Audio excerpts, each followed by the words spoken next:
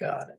All right. So, Scott, it is nice to have you on the Empty Crypt. So, for the people who don't know out there exactly who you are and what you do, can you go ahead and give us a little insight on who Scott is? Cool. So my name's Scott Klausen. I was the prop master and key PA on Terrifier 2.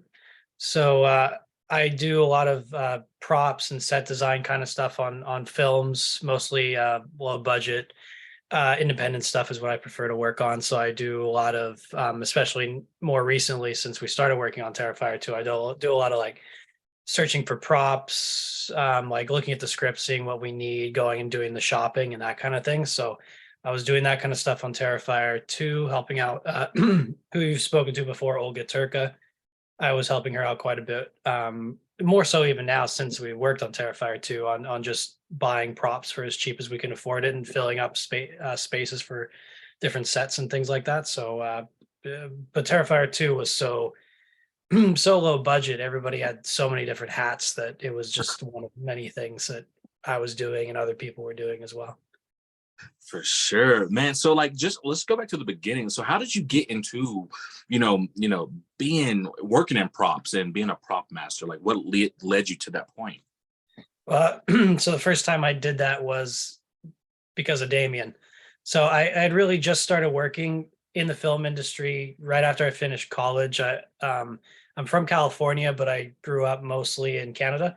So as soon as I finished college, I moved back to the US to try to get work in film. And other than like a couple of days here and there and doing some background acting, Terrifier 2 was my first full project that I worked on. So Nice. I was talking to Damien, trying to figure out what I was going to do on set. And at this point, I had only met him in person the one time. So I was just telling him that, like, which is what I use a lot for my work, is that I've always been like a buyer and seller of collectibles. Mm, A lot of like video games and pop culture stuff, but also antiques and just other kind of interesting things as well. So I was kind of just telling him about the old cameras I started collecting and things, and he's just said prop master because that's just he felt like that was a role that fit. And since then, I've done not just prop master, but just like props and set design related roles ever since. nice. I mean, so what do you think it was in your ability? Because Terrifier 2 was your first major position. So what do you think Damien saw in you that he wanted to bring you aboard on the project?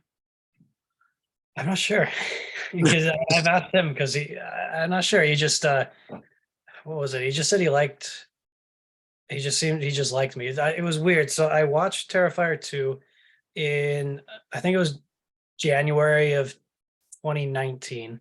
So it was like, that was right when Terrifier really got onto Netflix and started really, the popularity was booming.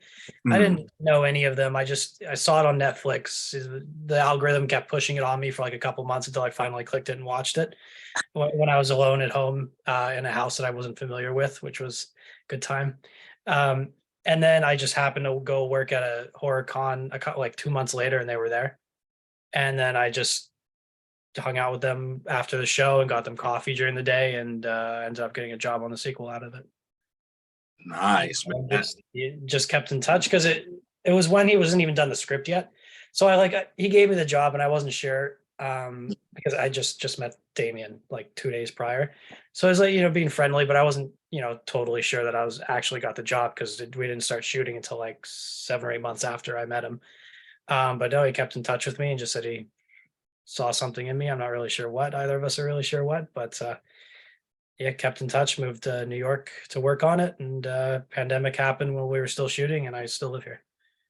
Nice, man. I mean, that just speaks words to, your ability to, really connect with people and, the star that he saw in you. Because I mean, Terrifier 2 was a, a big hit, especially for, in the indie realm, not just indie realm, but across the world. And you had something to do with that, man. So how do you carry that pride that, millions of people is seeing Scott's work? Yeah, I'm very, very happy about it, especially just it being the first full project that I worked on. It's just ridiculously lucky in that sense, very happy that I was able to be as involved as I was as well. And not just me, but like the whole crew. I mean, we all had 10 different jobs. Like, I don't even have a credit for it, but I think I'd say most of the blood effects I was assisting in some way.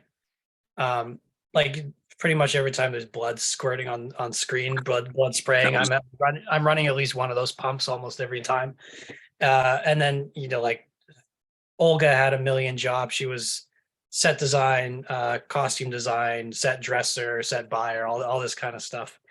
Um, so it's really nice to be able to see how everybody was able to really help, and every single person involved had something to do with the final product, how it ended up looking. We're all getting this recognition for it is really amazing. Oh yeah, man, for sure. And so like how important is it to have that chemistry on set? I know you guys are more behind the scenes, but I feel like you still have to gel together in order to make a beautiful project like you guys did. So how was the chemistry on set? It was good. Our hours are long, but the crew was small. And like, since I've worked on that, I've worked on like some larger TV shows where maybe you only work with those people for like a week, or there's so many people that you can't even dream of like figuring out everybody's names. And after working on something like this on a few other projects, even though the pay is usually not there compared to like working on a network show or something like that, it's just way more enjoyable of an experience. And it seems like no matter what the crew, no matter who you meet on film sets, it's just the way that you grind through a movie. And when it's just so low budget and there's so few people doing tons of different jobs, it's really fun, I guess. It's like, yeah, it's really fun to be able to get to know people. It's kind of like, I always say, it's kind of like summer camp for adults. You go somewhere, usually it's out of state, some town you've never been to, and you just live with these people, usually at least half of them you've never even met before, and you just Mm. like live with them 24/7 for 3 weeks or a month. And then you just, every single time you just make these lifetime bonds. It's really exciting. And that was Terrifier was my first experience like that. Man, that's all. It sounds like you guys actually became a family, essentially. I mean, Oh yeah, yeah. oh, for sure, man. I was That's talking all the time. I was texting Damien today. Olga, I work with constantly. I work with her. I'm working with her again on Sunday, and I just worked with her on a feature for the last like 6 weeks. It's and Jack meets you all the time as well. Yeah. I definitely want to talk about that one too. I know you can't get into too much detail, but Olga did tell me a few things, and I gotta know, man, because this sounds like a great movie. But so tell me about your most memorable day on set on Terrifier. The problem with that is they all blurred together quite a bit. But let's see. I think the fire day was big. The machine gun day too. Just the whole Fright Factory, the whole dream sequence was just it was over like 2 or 3 days, and it's kind of hard to remember what happened on which day because I don't know if what Olga told you, but some of the hours were pretty long, which is like any indie movie, and we're happy to do it. Especially set design, especially Olga. I mean, even if you don't need to work those kinds of hours, she'll do it to herself, which is pretty funny. But yeah, that whole location in general was several days. I think it was like 5 days overall. But when we got to do all the fire shots, which we did almost all of it on one day, it was just really fun to be a part of. Really, man. That I mean, it's just when you see the level of for it being an indie movie, and you see like the level of gore that's associated. I mean, it is remarkable. So I mean, you guys essentially take pride in that, man. So like, what part was your favorite though? I know, not the favorite filming day, but your favorite part of the movie that Oh, you were in. I was involved in. I would definitely say the alley kill, The alley kill. the bedroom kill. Yeah. That was Casey's the name of the actress. That was crazy. I gotta go back on my photos to figure it out exactly when we started shooting that and when we finished. I think it was like at least a year and a half. We kept going back to that room. We started, then the pandemic happened when before we finished shooting that room. I'm not sure if you've heard about this.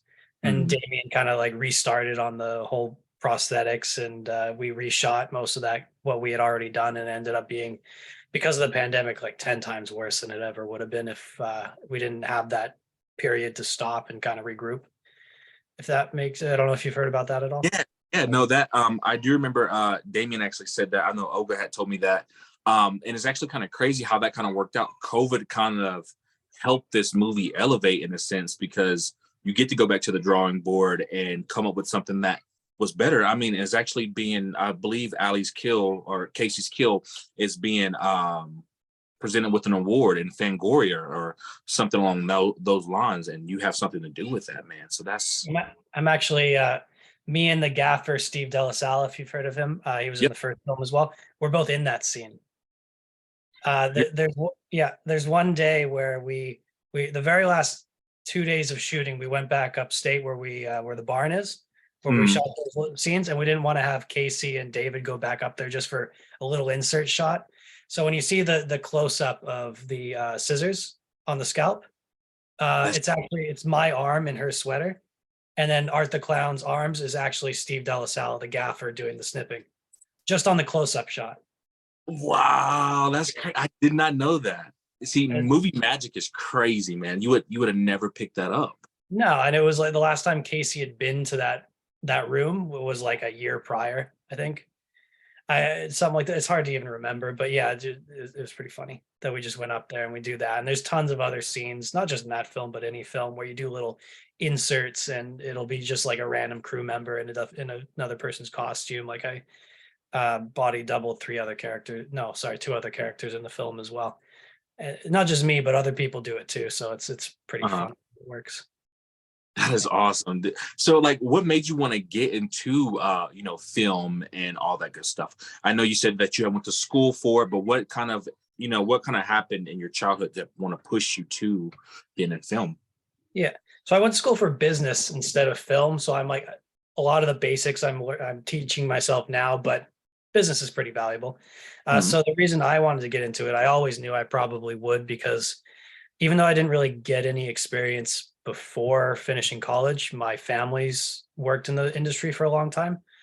Not like the whole family, but like a few people here and there. Like my dad worked in sitcoms in California for 33 years. He was assistant director. So he Oh, did, yeah. So he was a network. He switched around from like Warner Brothers and Disney and stuff and all of that kind of stuff. He bounced around, but some of his biggest shows were Fresh Prince of Bel Air. He did. He he was the first assistant director on that show, which was also called the stage manager at the time.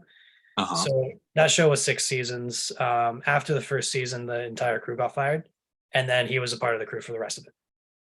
And then he did, yeah. And then he did things like on and off King of Queens for a bunch of seasons. He did like 30 episodes. Big Bang Theory, he did the first 8 seasons before he retired. Archie Bunker's Place, if you've heard of All in the Family back in the day. Yeah, Yeah, man, so that is just tons of stuff like that. And then his uncle, my grandfather's brother, was a pretty famous set designer, um, both in LA for like television and also he did some Broadway as well. And then my great grandfather was just like a set builder. Started back in the 40s, I think.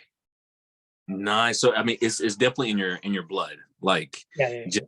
working around film, man. So, when you went to school for business, were you trying to get away from it, or are you just like, you know what, I am who I am. Let's do film.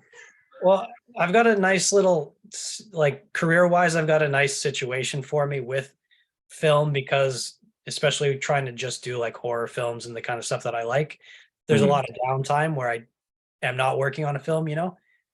So what I do is I do a lot of collectible sales, which I really enjoy doing. And that's kind of what I was focusing on in college. But for me right now, it's a really nice balance where if I'm not working on films, I can be like selling collectibles. And then when I can jump on, it's not like a normal job where I can't just, leave for a month with like 2 days notice, like that, and then jump back into it.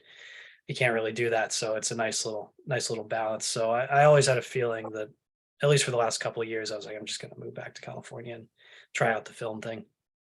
Nice, and good thing that you did, man. I mean, you're a part of a successful movie, and your first production, so that's amazing. So, with the collectibles, though, like, so what's been like the rarest item that you've ever found and sold? The rarest thing I've ever, see, that's my problem is that every time I get something good, I don't want to sell it. especially with like stuff from the 80s, 90s, and 2000s is like collectibles when it comes to like toys from when you were a kid. That's those markets don't tend to peak until that demographic gets to like 50, 60 years old. So every Mhm. time I get something good from like the 90s and I sell it, and the next year it's gone up 20%.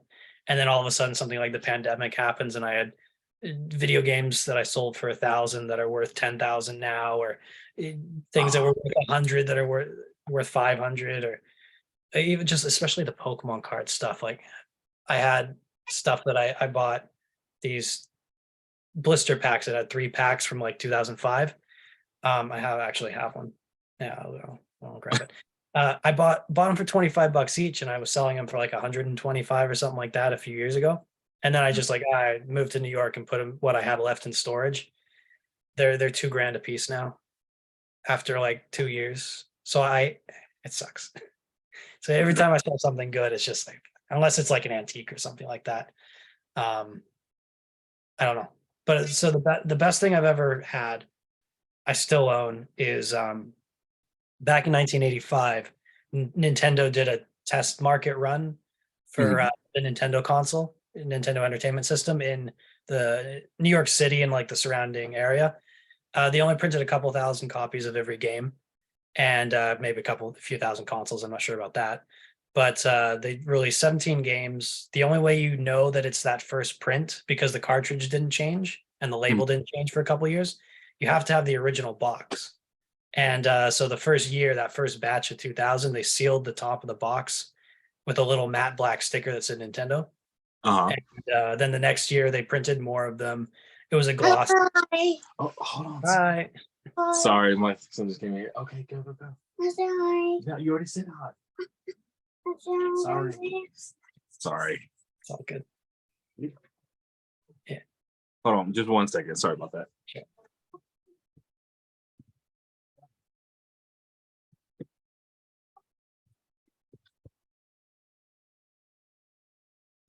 Sorry about that. That usually don't happen when my wife's here, but trying to balance. That's all So, good. you was talking about the Nintendo. Yeah. So the second year in '86, they sealed it with a different sticker, and then after that, it was cellophane like every other Nintendo game ever since. Mhm. Um, so that first batch, I have 5 of the games, 5 different games with the original box, and that's the only way you can know it's the original um, from the original print run. And Uh-huh. the best one in there, I have a copy of Super Mario Bros. Man, so how that value for now? In the condition of this one, he's gone down a little bit since I bought it, but I bought it at a good enough price. I'm fine with it. It's worth about 20 grand. Is what it's Wow. selling for online based on what's shit, I forget what the name of the company that's been selling them. Not selling them, but like this auction house has been housing them. But yeah, it's like 20 grand in this condition. So like, so what's your goal with it? Are you just gonna kind of sit on it until like later on in life, or is it something like you're always gonna hold on to because it's so like special and limited?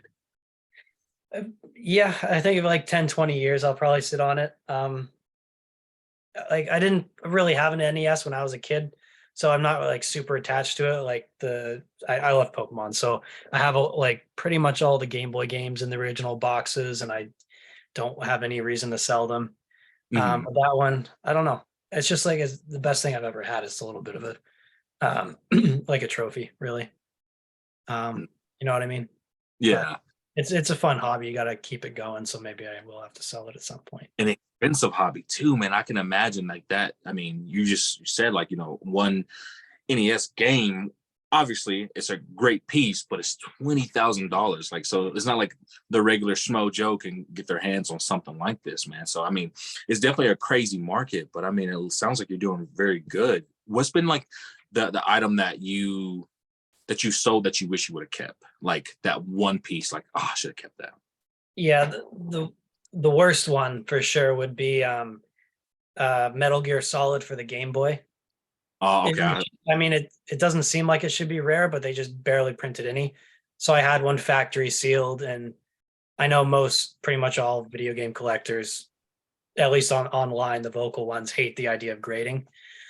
it's like totally fine for trading cards and comic books. People seem to accept it, but video games they don't for whatever reason. Anyways, I got it graded because it adds value. Like it cost me $80 to get it graded and added hundreds of dollars in value to it. You know what I mean? Yeah. So I sold it for 1,000. And I mean, last time I checked where there was even one even remotely the same condition, it was 10 grand. I paid 20 for it. I got it for $20.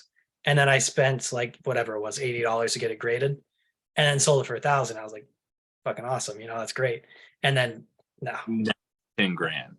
no, that's one of the ones that made me learn that I should probably try to just sell the cheap stuff and do as long as I can hold on to the better stuff. It's just Mm. like if it's something that's like from the 60s or the 50s, like sometimes I'll go to a flea market and I'll get, something super old and maybe it won't go up over time, but it's just like 80s, 90s, 2000 stuff. It's just every time I do it, I feel like I regret it. Oh, man, I've been into games, but I've never got around to like collecting the limited stuff, just because you are gonna pay a pretty penny for it now, since everything is kind of being retroed in a sense. But jumping back into the whole movie realm now, Yeah. can you tell us a little bit about the Tannery, and just like not too much detail, but just enough to like let us get an idea. What is Olga told you roughly, so I know? So she's told me that it was based in a leatherworking factory in the 1920s, and kind of stayed around like just the idea of the movie, no scenes or anything like that. Okay. It's definitely it's been a long project on its own. We've shot 3 different times. So in November of 2021, I think, we started shooting it. We shot a short film called The Tannery, and Mhm. the man who there's 2 directors. They're also playing the lead and the lead protagonist and the villain. And the older one who's playing the villain, he's also the one funding the project. So out of pocket, it's ridiculous. It's crazy. It's great. Uh, Very interesting character. So, anyways, he liked it and he kind of greenlit writing it into a full feature script. So, taking what we shot and putting enough around it to make it a full feature. And we shot that last summer. I think we finished early June. And then what we just shot for it was 6 weeks, 6.5 weeks of work for me and Olga and Jay. Jackie had about that amount of work as well. Jackie Hughes, who did the makeup Mhm. on Terrifier 2. Um, that that reshoot was to kind of fix a couple scenes, but also the director wanted it a lot more like a horror movie. Mhm. So we just shot like a bunch more blood scenes. It's way more gory than it was before. We haven't quite seen the footage yet. I've seen a little bit of it, but we just shot it, so I'm excited to start seeing what we did because there was some messed up stuff that we did in there, um, which is fun. It's one of those things where the crew is not really from horror. I guess like the directors and the writers, that's not their focus in their Mhm. careers. So there's always like a balance when you hire people like me, Jackie, and Olga who worked on Terrifier 2, and then we're working with people who want to make a horror who it's their first time making horror. Um, Mhm. it's just fun to I don't know. I always want to go over the top, and it's hard for me to know exactly what their demographic, what their target demographic is exactly. But I always just want to go over the top, I guess. So it's going to be a good movie though. It looks amazing. Man, I bet from the way you just described it, and from what Olga has told me, like, I mean, it sounds like a great movie. So how does this stack up, in your opinion, with Terrifier 2, as far as just the overall prop work and blood and gore? I know Terrifier 2 is kind of hard to beat, like it's over the top, but like how would you compare this to that? It's definitely, although it would be very difficult to do so. It's a lot less graphic than Terrifier 2. It's a lot more um artsy, I guess I'd say. Like the Okay. camera department was way bigger than Terrifier 2. Had a way just a massive budget the whole way through with all the lighting and just the amount of crew in general. It was pretty it looks like I mean Terrifier 2 as well. They both look way better than what the budget says, and that always is nice for Mhm. make us feel good as the crew, you know what I mean? But it's a lot more. It's a period piece, so it's a lot more. I can't say it's a lot more stylized. It's just a very much of a different style because Terrifier 2 obviously is stylized, throwback slasher. It's Mhm. um it's hard to, other than that, it's hard to say exactly. It's quite a bit different, I'd say. There's definitely the horror elements in there. It's a lot more of a drama. It's just like it's for a different demographic. It's not like a hack and slash like us, like the stuff that we obviously both like. We have a very Terrifier was kind of like based on the serial killer slasher monster, Yeah. but the where it's all about the villain more so than about like even the protagonist. Like the protagonist change as the movies go, but the main character is really the villain. So in this one, it's not. It's just a different type of horror movie, I guess. Okay. No. Yeah, horror drama. It's Yeah, great though.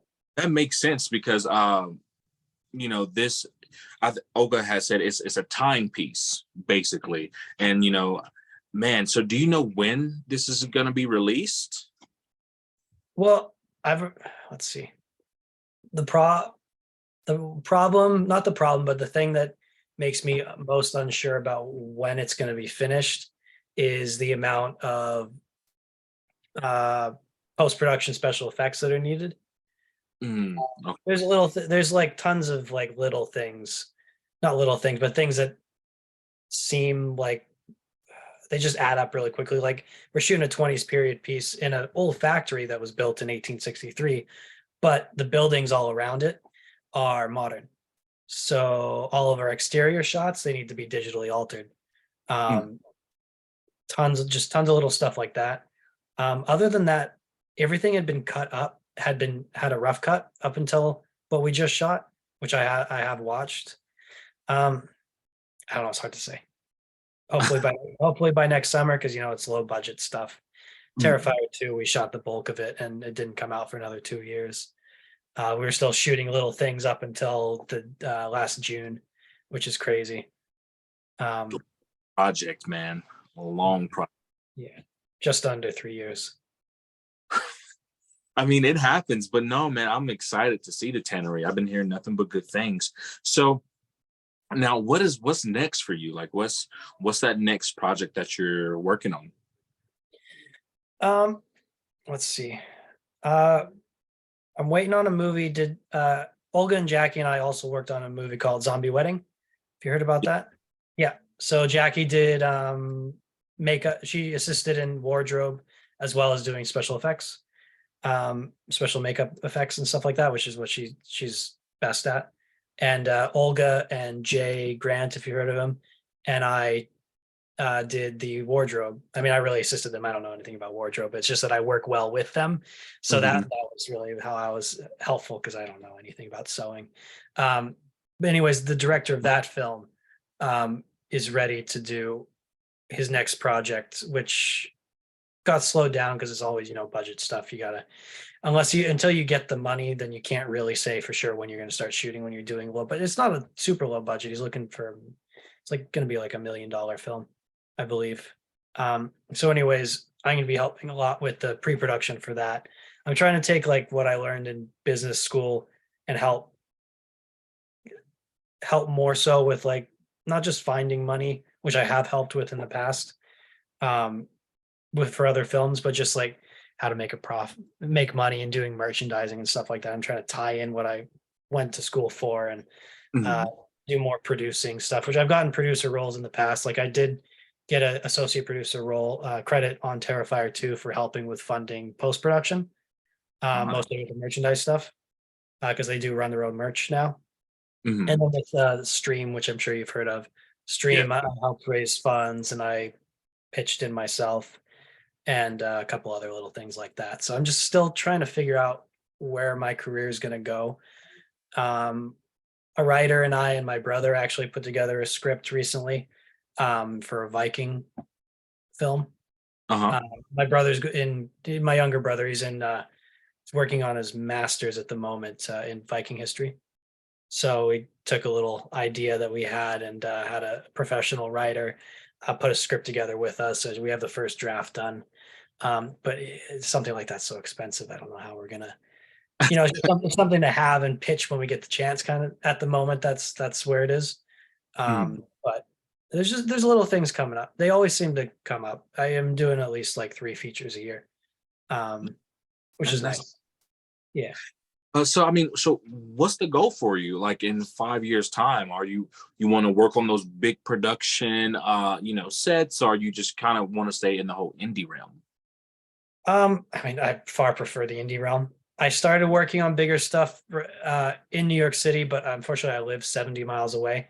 I'm on Long Island, but I'm way down at the tip of it. So Mm, I kind of had this weird balance. And I also, like, I started right when the pandemic happened.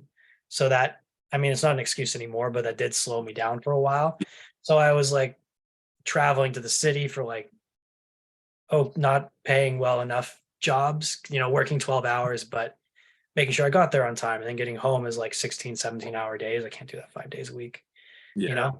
So I'm not sure exactly where I'm going to end up. I do feel like I have a couple horror movie ideas that I've think once I'm at a point in my career where I feel like I can take an idea, either write it myself or have a ghost writer, have the funding there to do that, and really be able to pitch things and feel comfortable doing it. I do think I want to direct a couple of my own films at some point, but I just need more experience.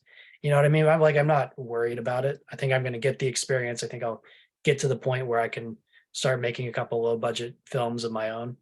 Mm. Um, just, I guess my strengths right now is definitely in the set design side. But I do want to take some of these ideas and make them, I guess. Oh yeah, for sure. I mean, have you? I mean, later on, down the road, maybe you have, a teacher within Damien. Maybe you guys can collab on a script. Who Yeah, knows? it'd be amazing. I'm just hoping, yeah, I'm just excited to see what's going to happen, because obviously now that Terrifier 2 came out. I mean, the first one was not like they're paying out of pocket. They had basically no crew. Mm, And what that became from what they started with, just exponentially just boomed. And then the second one, same thing. It was just this, compared to what it became, it was so small, and now it's, what was it, 14 million in the box office in those first 2 months. It's insane what it started off with, where the majority of the budget was crowdfunded, with Indiegogo, and then it's mm. now everybody knows what it is. It's just crazy. So now we'll see how. I mean, obviously now he's going to be able to get the budgets that he needs, Oh and yeah. it's not going to take 3 years to shoot movies, and he might, like, I don't know. It's really exciting to think about. I mean, he could, especially with Terrifier, this brand, it could be that he could be the next John Carpenter.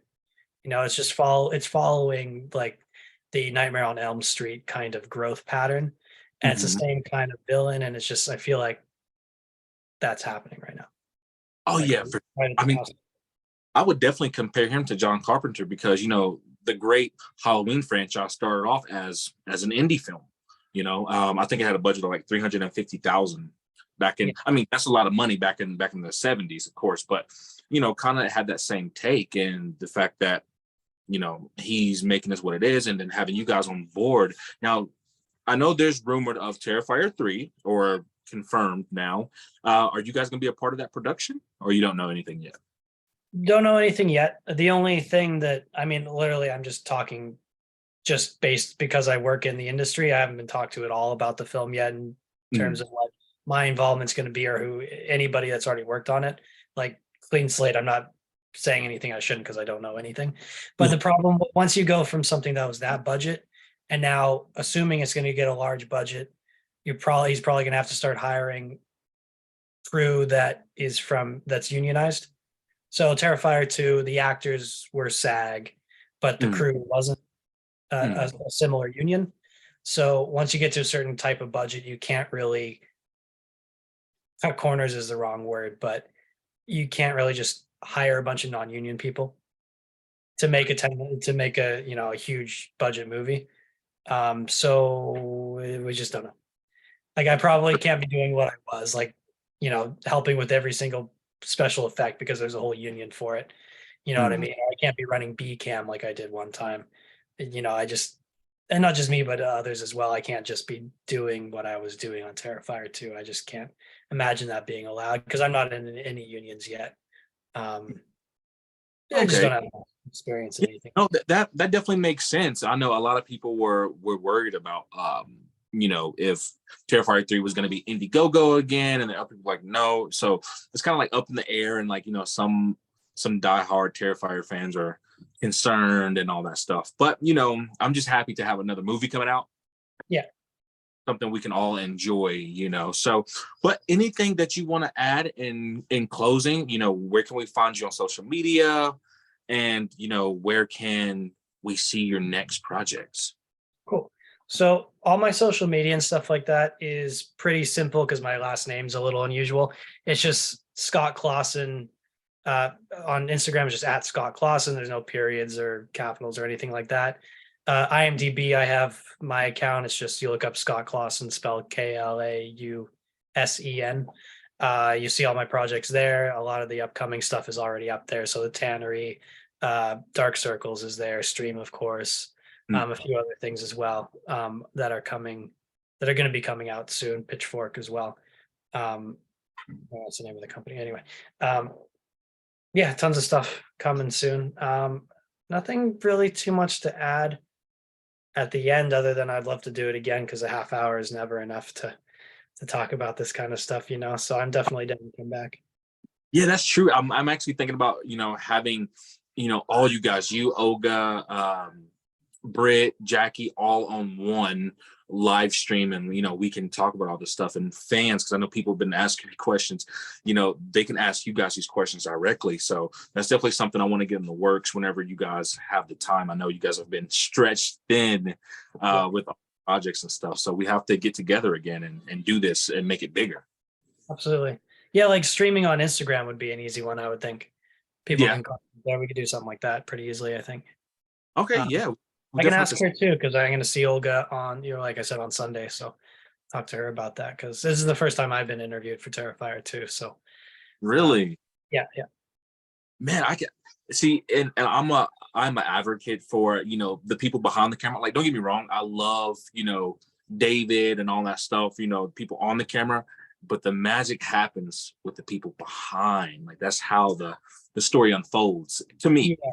So that's why I want to talk to everybody, just to kind of get your take on what you did, and that you should feel great because you made this sensational movie. So again, sorry, I could talk forever, man, but I don't want to eat too much of your time. But yeah, we definitely have to run this back. Yeah, you and Olga, just let me know whenever you guys are next available, and let's get something together. Yeah, sounds good, Montavious. Cool. All right, sir. Scott, you have a great night, okay, man? You as well. All right, man. Take it easy. You too.